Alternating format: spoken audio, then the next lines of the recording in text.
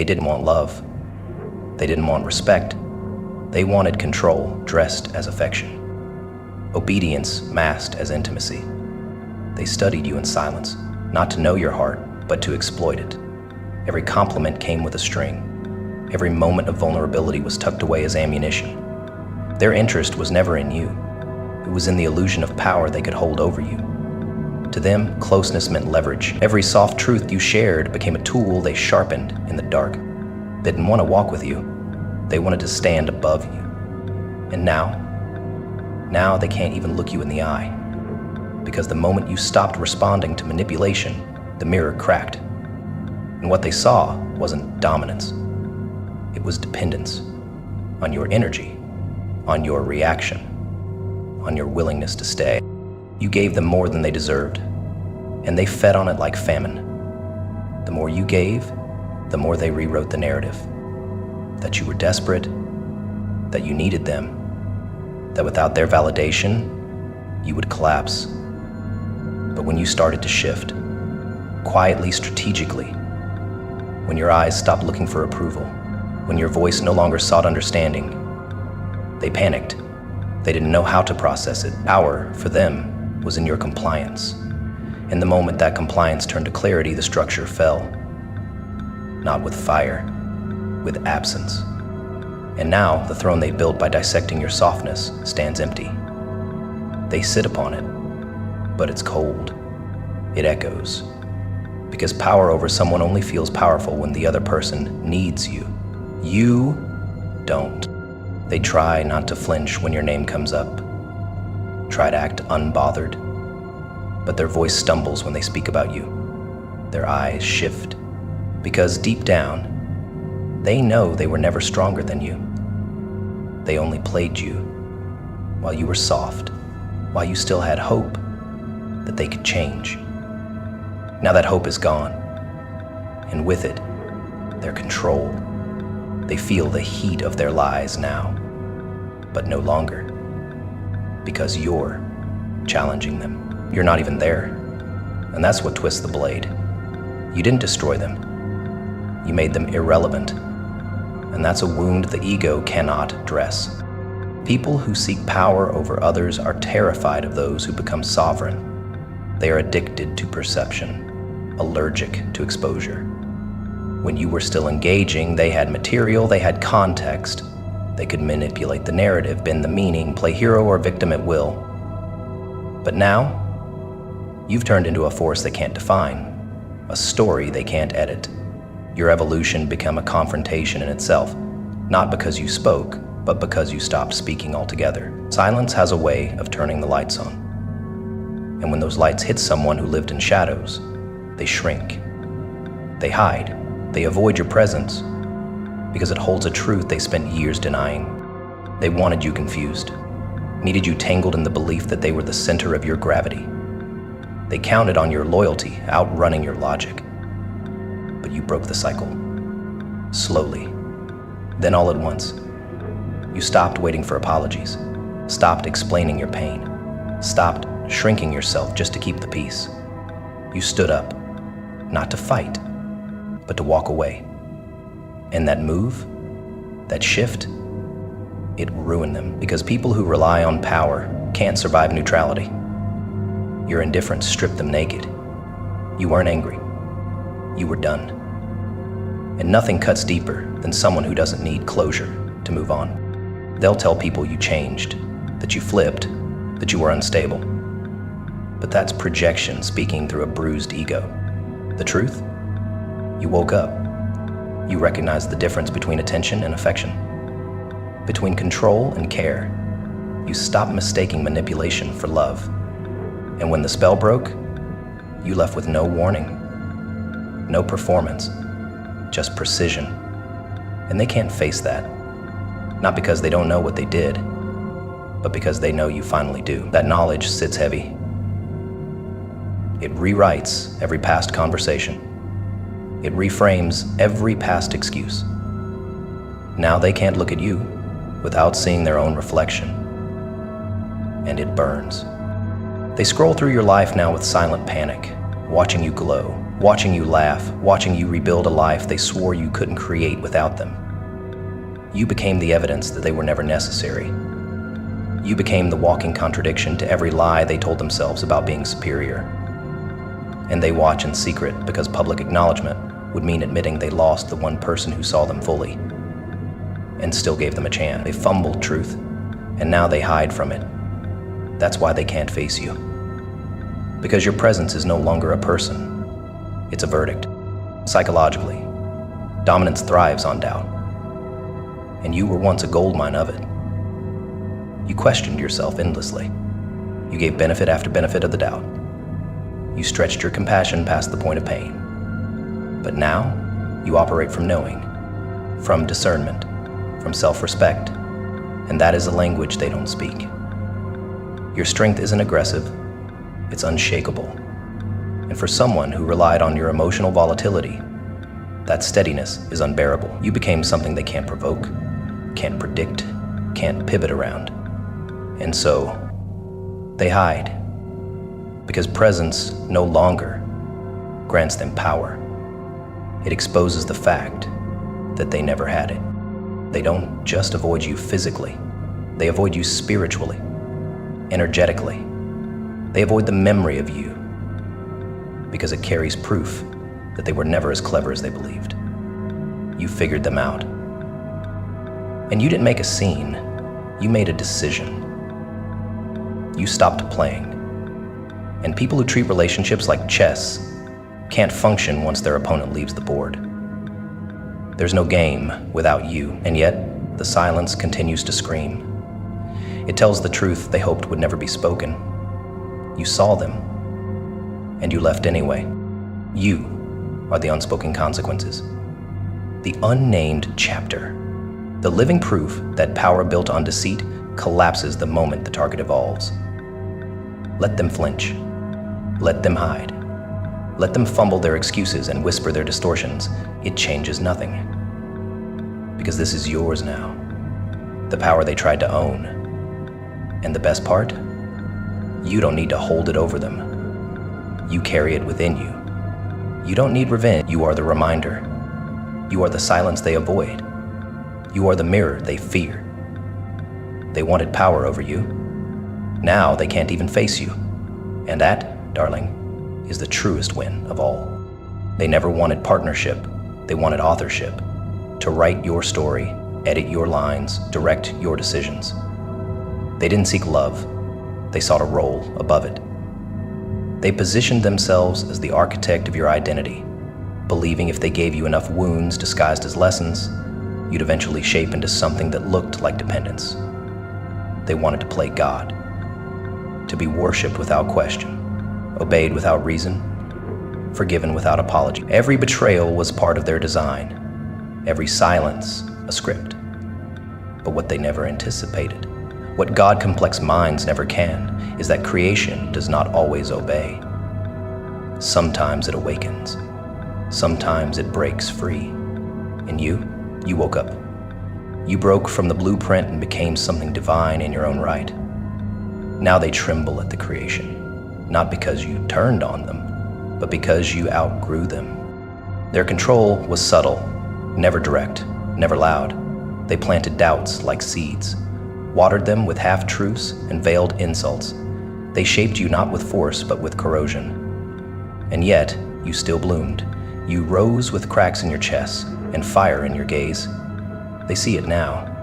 The radiance that came from the very pain they thought would hollow you. It terrifies them, because in their mind, they were the sculptor. You were the marble. They chipped away, thinking they'd uncover obedience. Instead, they unleash power. The kind of power that doesn't scream, the kind that doesn't beg, the kind that doesn't need. And for someone who was intoxicated by the idea of control, the existence of a self-reliant version of you is unbearable. They once whispered commands under the guise of care. Don't be too much. That's not how you should feel. You're overthinking. But now, they watch you speak with precision, walk with purpose, breathe without needing their permission. They don't recognize you, but not because you changed overnight. You were becoming long before they noticed. That's the flaw in every manipulator's design. They stare so long at the version they built, they never see the one you're evolving into in secret. And by the time they do, by the time they feel it, it's too late. You're no longer moldable. You're untouchable. They gave you fire, thinking it would consume you. Instead, you forged it into focus. Every scar became armor. Every dismissal became a direction. They look at you now and realize the monster they feared wasn't inside of you. It was your freedom. Because free people don't stay. They don't perform. They don't shrink for someone else's comfort. You left their temple and built your own. And now, every time they see you, glowing, unbothered, whole, they are faced with the unbearable truth. Their creation outgrew its creator. Psychologically, the God complex stems from inadequacy. People who lack inner substance build idols of themselves through the manipulation of others. They need you to believe they are your oxygen, so you never notice they are choking on their own insecurity. They call it leadership, but it's dependency in disguise. And when you finally stop kneeling, when you lift your head and realize you were never less than, that's when the tremble starts. Not in you, in them, because your power now reminds them of their fraudulence, and nothing shakes a self-made God like the realization that their worshiper now sees the cracks in their pedestal. They don't fear losing you.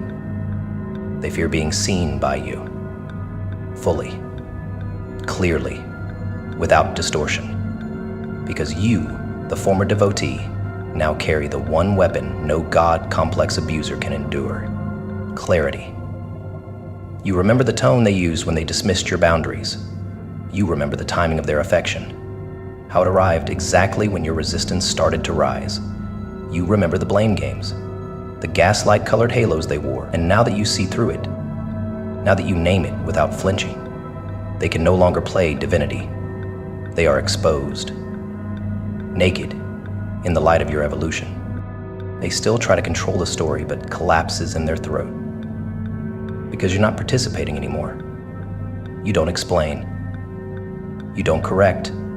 You just exist, loudly, fully, on your own terms. They call it arrogance because they don't recognize autonomy. They call it betrayal because they don't understand boundaries. But deep down, they know the truth. They made you powerful, not because they were wise, but because they were foolish enough to underestimate someone who was still unfolding. You are their consequence now, not as punishment, as proof. Let them tremble, let them whisper. Let them pretend they never tried to rewrite your soul. Their fear is not of what you'll do, it's of what you've become. You are no longer a project. You are a prophecy fulfilled. You were born from your own hands, and that kind of self-creation is sacred, divine, unchallengeable. They wanted to play God. They wanted dominion. What they received was a reckoning, not in rage, but in your radiance. You, standing unshaken, are the judgment. You didn't ruin them. You removed yourself. You didn't burn the throne. You simply realized it was made of plastic and walked away. You didn't expose them. They exposed themselves, trying to keep you small. And now your glow writes history in the spaces their voice used to occupy. They wanted to create you in their image. Instead, you became a monument to everything they are not. They played God, but gods don't beg for attention. Gods don't manipulate the devoted. And real power? It never has to demand to be seen. You are that power now. You don't need revenge, you don't need to speak. You are the evidence, the former believer who rose from their cathedral and built an empire of their own. Their hands shook the moment they saw you weren't theirs. And now they look back, not at a puppet they could command, but at a force they can no longer name. They played God. Now they tremble at the creation. And that is your final sermon. They never held love in their hands, only leverage. That was the game all along. They positioned themselves not as partners, but as judges, gatekeepers of approval. They dangled validation like a carrot, laced every compliment with conditions, and trained your nervous system to walk on eggshells under the illusion of intimacy. But the entire system, every trick, every manipulation, every icy silence or sudden warmth, hinged on one thing: your fear of being rejected, your fear of being punished, your fear of being abandoned.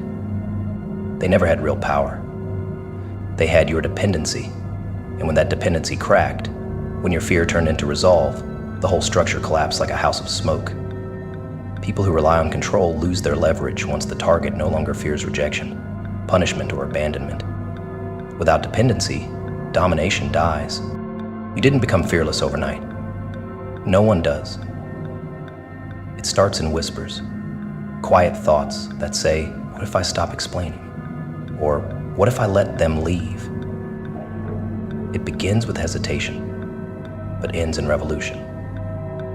You reached a threshold they never saw coming, a breaking point disguised as a breaking open. You realized that the price of staying was higher than the pain of leaving, that the silence they weaponized wasn't peace, it was poison. You stopped fearing their absence because you finally saw the truth. The absence already existed, even while they were standing right next to you. Their presence was never full. It was performative, tactical, a spotlight, not a sun. And once you felt the warmth of your own inner fire, theirs became irrelevant.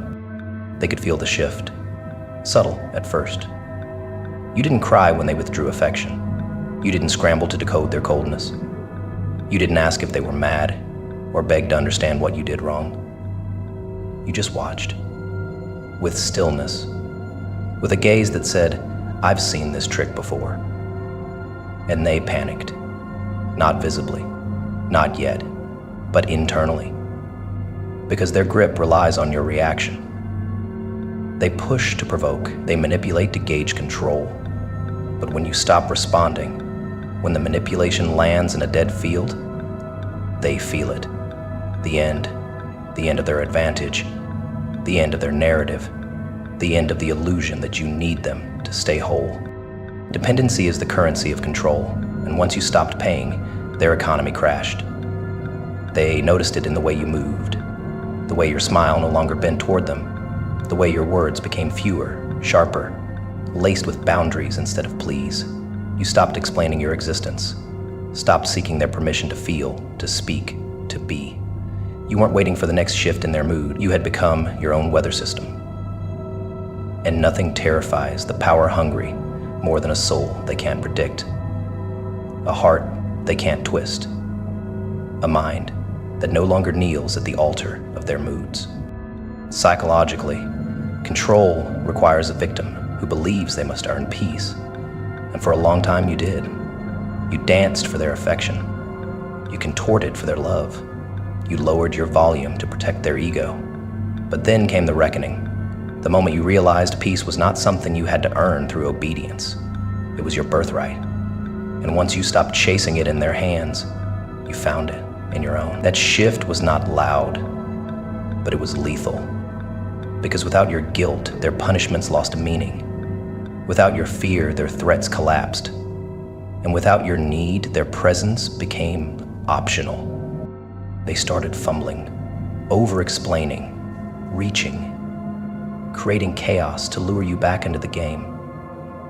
But the bait fell flat, because domination only works when it masquerades as love. And now, you saw it for what it was: theft. They weren't nurturing you, they were draining you. And once you saw the transaction, you canceled your subscription. You weren't rude, you weren't explosive, you were done. And nothing shakes someone who thrives on power more than the moment their target no longer flinches when they walk away. They tried to reassert control through guilt, through nostalgia, through backhanded compliments and carefully crafted messages. But control without dependency is a scream into a void. It lands with no echo, no reaction, no leverage. You became unhooked, no longer moved by manipulation, no longer baited by approval. You didn't block them to punish them. You just closed the door. And people who depend on access as a weapon are paralyzed when the access vanishes, It forces them to sit with themselves. And for people like that, that's hell. Now they watch you from a distance, pretending they don't care. But inside, they're unraveling because you were never supposed to figure it out. You were supposed to keep doubting yourself, keep proving your worth, keep fearing their absence. And now, every step you take forward, every smile they didn't authorize, every moment you breathe freely, it stings. Not because you hurt them, but because they lost their script. So walk tall, keep building, keep rising. You are no longer defined by who stays or who leaves. You have unhooked your value from someone else's validation, and that makes you untouchable. You were once controlled through your need for closeness. Now you embody freedom. They tried to dominate you by threatening abandonment. Now you bless their exit with indifference. They tried to control you through fear, but fear loses all meaning when the person holding it is no longer holding you. This is your power now, and no one owns it but you. They built it carefully, the structure of control. Every brick was a trigger, every beam made of silent punishments and reward-based affection. They taught you that their mood was your responsibility, that peace came at the price of self-abandonment. But the real foundation, the concrete beneath it all, was this: your emotional investment. Your reactions were the lifeblood. Every sigh, every tear, every need to explain, defend, fix. That was the currency they used to keep the house standing. So when you stopped feeling for them, when you disconnected the wire between their chaos and your center, the whole thing collapsed. When you detach emotionally, you collapse the power structure they built on your reactions. And in the silence that follows, there is no echo, only exposure. The vacuum doesn't draw them in, it exposes their emptiness. They didn't anticipate that your absence would be so complete. They were prepared for arguments, for breakdowns, for pleas and long paragraphs at midnight. They know how to feed on drama, but what they cannot survive is disengagement. That's where their playbook ends. You were supposed to scream. You were supposed to cry, to spiral, to chase. But you didn't. You stepped back. And in that stillness, they were left alone with what they truly are. Dependent on your turmoil to feel powerful. Without your emotion, they are not magnetic. They are hollow. And for someone who has built their identity on your reactions, that silence feels like suffocation. They search for your response in places where you've already gone quiet. Old texts, shared photos, mutual friends.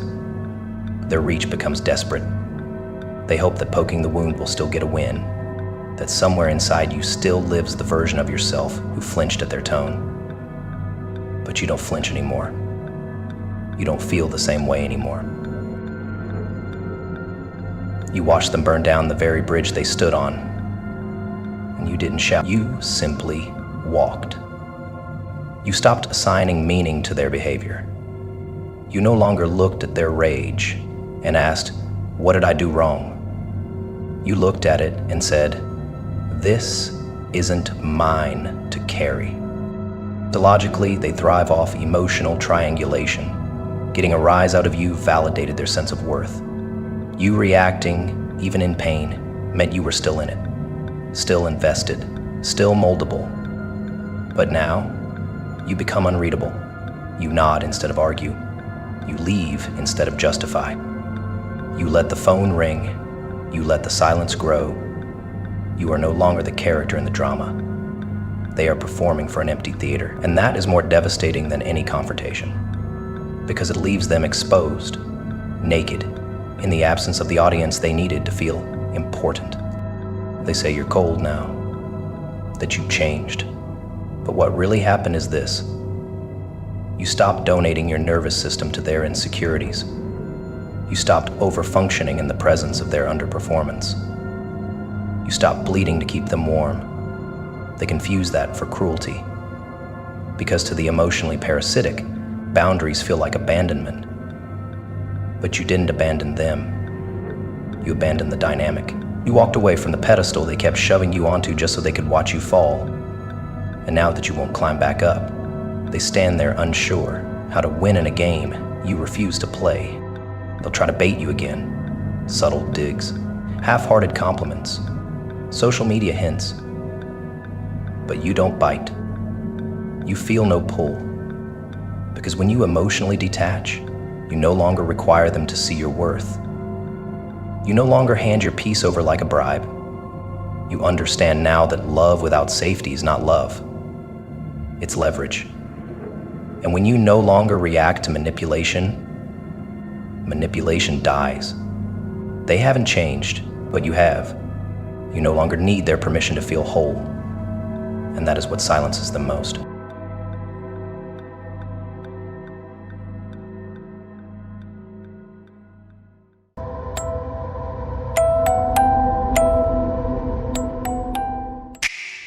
They came with smiles carved from strategy, with hands that shook yours while searching for the perfect place to plant the knife. They didn't want to kill you outright. That would have made you a martyr. They wanted erosion, gradual disassembly, little collapses masked as misunderstandings. They wanted to make you believe it was all your fault, that every fragment of yourself that began to crack was just a product of your own fragility, and you believed it for a time. You looked in the mirror and mistook their venom for your own weakness, because that's what they counted on, not your failure, your doubt. They needed you to internalize their chaos so they could keep their hands clean. And yet, you didn't shatter. You molted. You broke the illusion, not yourself. And now they stretch their hands toward the storm they summoned and find themselves scorched by the very power they once sought to dismantle. They didn't know what they were dealing with. They thought the silence in you meant softness, that your kindness was a symptom of confusion, that your patience was born from insecurity. They mistook your stillness for submission, your composure for compliance. They poked and prodded, expecting screams, but you gave them eyes instead, still, observing, surgical. You studied them like a surgeon studies a tumor. Every insult, every manipulation, every passive-aggressive jab cataloged in the quiet chamber of your awakening. And while they performed, you prepared. While they danced around their drama, you wrote your own exit. They tried to break you because they saw something in you they could never become. They wanted to reduce it, distort it, own it. But you turned every crack into a sharp edge, and now their hands bleed when they try to touch what they once controlled. They operated like parasites, not feeding off your success, but off your confusion. The more uncertain you were, the easier you were to shape. That's how they invaded, not with demands, but with doubts. Are you sure that's the right choice? You've always been a little too much. I'm just saying this because I care. The words that sound like care but taste like poison. You don't notice it at first, because they deliver it softly, like a lullaby made of razor blades. But over time, your inner world becomes a battlefield. You stop trusting your instincts. You apologize before speaking. You second-guess your own joy. That's how breaking begins, not with impact, but with infection, until you forget where they end and you begin. But one day, you stop asking them to validate your strength. And that's when the healing starts. Not pretty, not poetic, just raw reclamation. You rip their voice out of your inner monologue and replace it with your own. There's no manual for surviving slow destruction. There's no applause for the quiet war waged inside your chest every day you chose not to become what they projected onto you. But you fought anyway, in silence, in solitude, in spaces they couldn't reach. You rebuilt your nervous system, taught your body how to trust again, how to walk into rooms without flinching, how to speak without rehearsing 1,000 defensive exits. That's what they'll never understand. The strength it took to choose peace instead of retaliation. to stay calm while they screamed, to walk away while they begged for one more round. They thought you'd always need them, that they had buried their hooks too deep. But what they didn't realize is that some people bleed their way into rebirth, that some roots don't rot, they rewire. And you came back with armor stitched from the very trauma they tried to bury you with. They threw storms at you, hoping you'd drown in your own doubt. But you learned how to breathe underwater. You didn't wait for the sun to rise. You became the fire. That's what makes you terrifying now. Not because you're cruel, but because you're immune. Their absence no longer echoes. Their presence no longer penetrates. You sit in your own gravity, a sovereign force, and that terrifies them more than any scream ever could. They don't reach out because they miss you. They reach out because they're testing the walls, seeing if the old door still opens. But you changed the locks. You rewired the walls. You burned the map and built a kingdom where their name doesn't echo anymore. They tried to break you because that was the only way they knew how to relate. But you turned the rubble into a foundation. And now they wander ruins they can't rebuild. They will say you've become cold, that you're not who you used to be, that your walls are too high, your silence too sharp. Let them, because they never met the real you. They met the version that hadn't yet woken up. They met the caretaker, the peacekeeper, the empath addicted to being needed. But that version died the day you realized love that has to be earned through suffering is not love. It's enslavement. The real you does not bend to be palatable. The real you does not apologize for boundaries. The real you is not interested in being understood by people who only ever showed up to dissect, diminish, or devour. You don't need them to recognize your growth. You don't even need them to witness it, because evolution doesn't need validation. It needs space. And now that you have it, you've become untouchable. They used to pull strings, subtle ones, invisible ones, guilt, nostalgia, shared history, a tear here, a memory there, hoping you'd respond like you used to, hoping you'd mistake the tug for love. But now their strings lie slack, powerless. You don't dance when they gesture anymore. You don't flinch at their silence. That's what victory really looks like. Emotional immunity.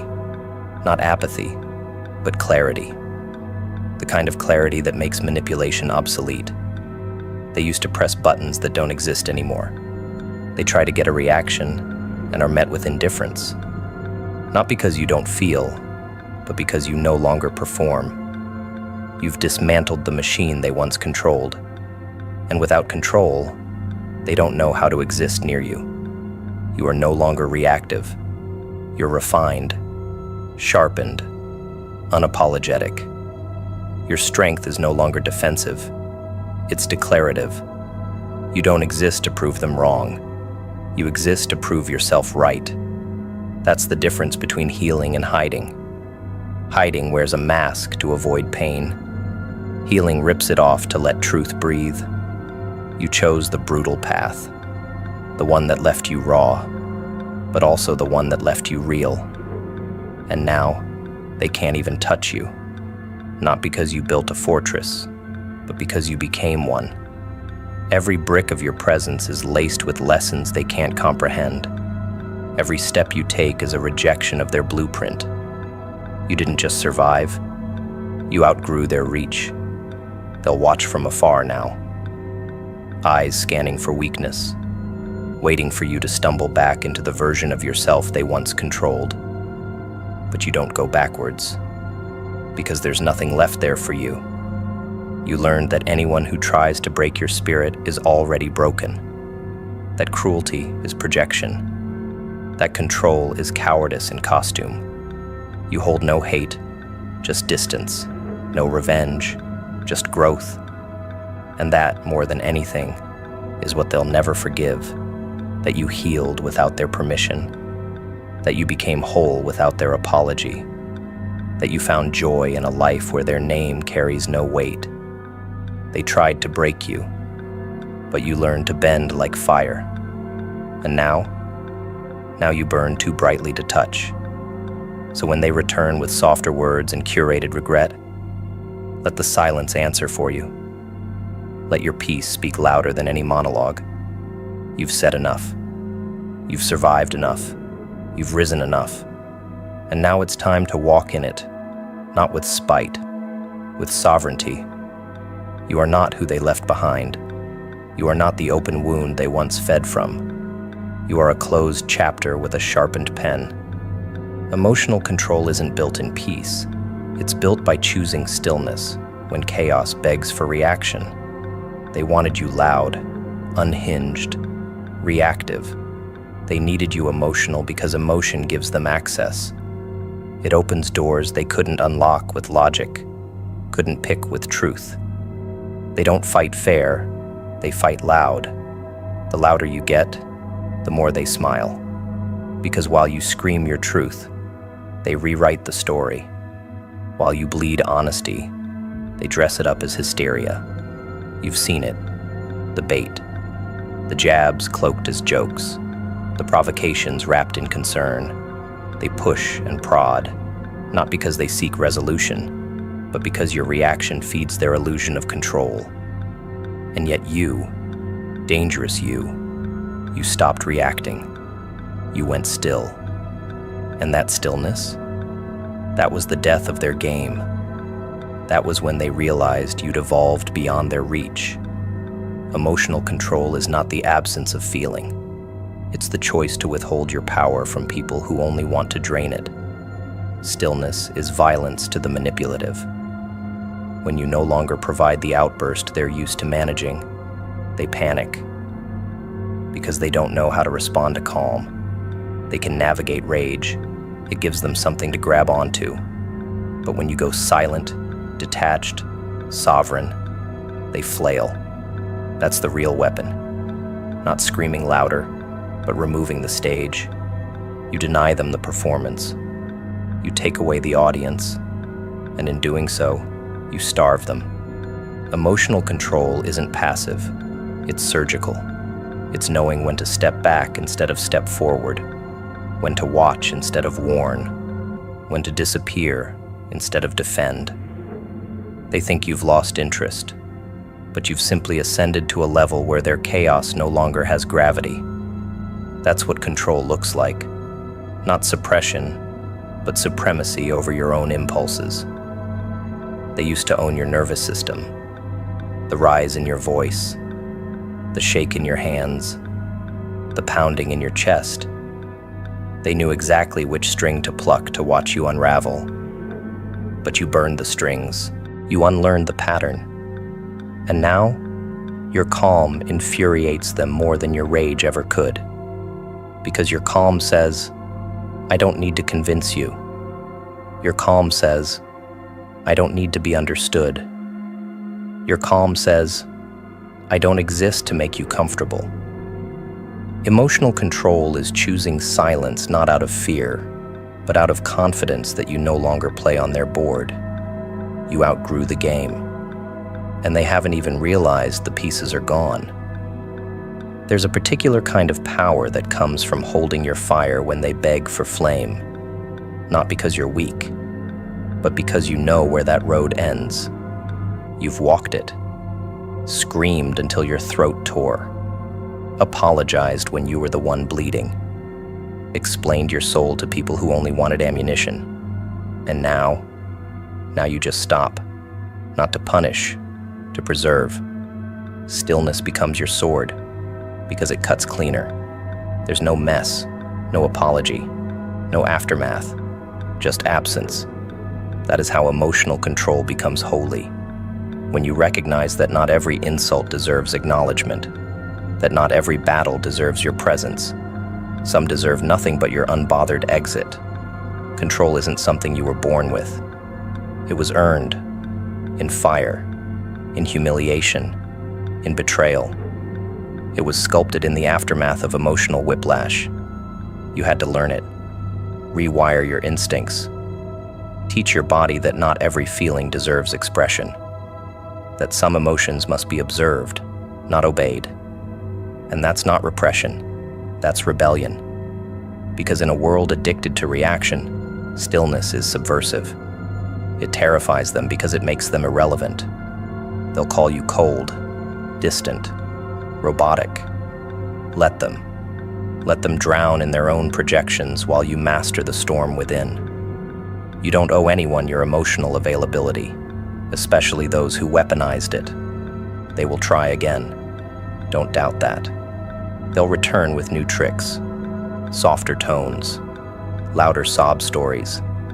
They'll find new ways to bait your compassion, hoping the old version of you is still hiding somewhere inside.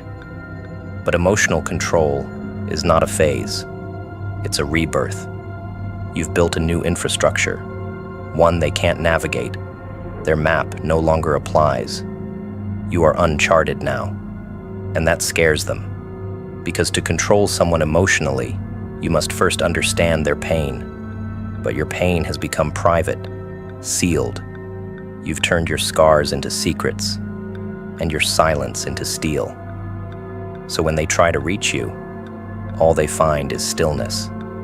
And stillness, real stillness, is terrifying when you're used to chaos being the only language you speak. The chaos will always try to knock, through people, through memories, through whispers from the past. It will try to sneak in during moments of weakness. But that's when you remember. Emotional control is built precisely in those moments. Not when everything is calm, but when everything begs for your collapse. You don't need to prove you're okay. You just need to remain. That's the hardest part. Holding your center when the floor shakes. Breathing through the provocation. Smiling when your bones remember the war. That's when you become something they cannot touch. Something beyond insult, beyond bait, beyond chaos. Emotional control makes you mythic. You're no longer someone they can figure out. They speak, hoping to provoke. You blink, that's all. And in that blink is a boundary louder than any shout, because it says, I've heard this before. I've survived this before. And I no longer require it to prove who I am. They don't just lose the ability to manipulate you. They lose the ability to matter. You stopped giving them the keys to your peace. You reclaimed your reactions. And now, even when they try to hurt you, it's like throwing knives at air. You're no longer standing where they expect you to be. You've moved inward. And inward is a place they can't follow. The mind stops spinning when you stop feeding it stories that keep you weak. The mind doesn't just think, it feasts. And it's starving or satisfied depending on the stories you spoon-feed it. Most people, they feed it poison laced with nostalgia. They repeat lines handed to them in childhood, by cowards disguised as parents, by lovers who only knew how to love themselves, by friends who hated your reflection because it reminded them of their own failure. You carry these stories like relics. I'm too much. I'm not enough. They'll leave if I speak. They'll hurt me if I stay. These aren't truths. They're tapes, looped and looped until you call them identity. And while your spirit rots, your mind spins. It spins because it cannot find traction in lies. It spins because clarity terrifies the false self. And they want you spinning. A weak mind is predictable. A distracted mind is compliant. But the moment you stop feeding it the script written by others, it starves the parasite. It collapses the illusion. And silence, real silence, floods in. They never taught you how to sit still without shivering, because stillness exposes what distraction masks. And you were always distracted by validation, by old pain, by the hope that maybe this time they'll treat you better. But hope built on fiction is just a leash. They needed you to need that leash because it kept you from seeing the cage. But then you paused, you exhaled, and you stopped telling the same story. You stopped saying, "I'm broken because they left." You started saying, "I was breaking long before they walked out, and maybe that's why they were allowed to stay so long." That's when the spinning slowed, because the story changed. And when the story changes, the entire machinery of your suffering starts to grind to a halt. You are not your thoughts. You are the hand that feeds them, the architect that programs them, and the enemy that often keeps them on life support, long after their usefulness has decayed. The mind obeys pattern. If you keep feeding it betrayal, it will expect betrayal. If you keep feeding it guilt, it will crave punishment. And if you dare, just once, to feed it a thought not rooted in self-hate, it will revolt. It will spin harder. Because healing is not the mind's habit. Suffering is. You're addicted to the pain because you've confused it with proof that you're alive. But survival is not a badge, and pain isn't depth. At some point, you must starve the self-pity. Let the old narrative choke on your refusal. They don't get to live in your head rent-free. Not anymore. Not while you're still paying the price in peace. They wanted you to keep telling the story of the wound. Keep reliving the moment it all fell apart. Because a mind stuck in the past can't act in the present. And if you can't act, you can't change. So they left you frozen, repeating, spinning, internalizing. But change, real change, begins the moment you decide the story no longer serves the character. That you're not obligated to play the victim just because the opening scene was ugly. You rewrite it. You say, "That wasn't pain. That was pruning. That wasn't abandonment. That was release. That wasn't love. That was ownership wearing perfume." Every time you change the meaning, you shatter their grip. They don't get to narrate your downfall anymore. You've taken the pen back. And your mind, it stops spinning when it realizes it no longer needs to prove pain for its voice to matter. You learned early that pain made you interesting. That being broken earned applause. That tragedy was attention. So you spun your mind like a carousel of collapse, hoping someone would see the storm and call it art. But storms don't save, they destroy. And while you performed the pain for others, you forgot how to feel anything that didn't demand an audience. The mind kept spinning because it didn't know what else to do. Calm was foreign. Joy was suspicious. Peace felt like boredom. So you fed it more chaos, more fear, more drama disguised as connection. But that's not living. That's circling the drain with pretty words. You were never meant to be someone's favorite tragedy. You were built to evolve past even your own applause. And when you realized that, you stopped spinning and started moving. They hate when you stop telling the story that made them the center. When you stop crying in rooms they used to haunt. When you no longer use their betrayal as your identity. Because if you're not broken by them anymore, what does that make them? If your story moves on, their part dies. That's what they fear.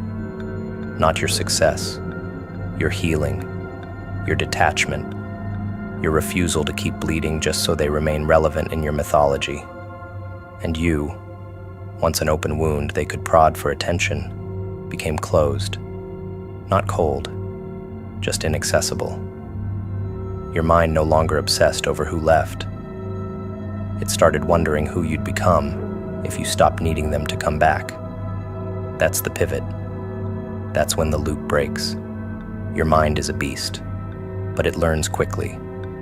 The moment you shift the diet, it shifts the output. Stop feeding it questions with no answers. Stop asking why they did it. Start asking why you let it define you. Stop analyzing their absence. Start building your presence. The thoughts don't stop overnight, but the obsession fades when the attention moves, when the new story gets louder than the old one, when you say, "I'm tired of being tired," and your mind finally believes you. The loop ends not because the pain vanishes, but because you finally stopped rewarding it with your time. You gave your silence to peace, not nostalgia, and in doing so, you became untouchable to the very voices that used to live in your head like kings. They'll come back, not physically, but in echoes, through songs, through dreams, through strangers who use the same words. They'll knock on your mental doors, hoping for the old script to play, but you won't answer, not with rage, with stillness. That's how they know they've lost access. The power, finally, returned.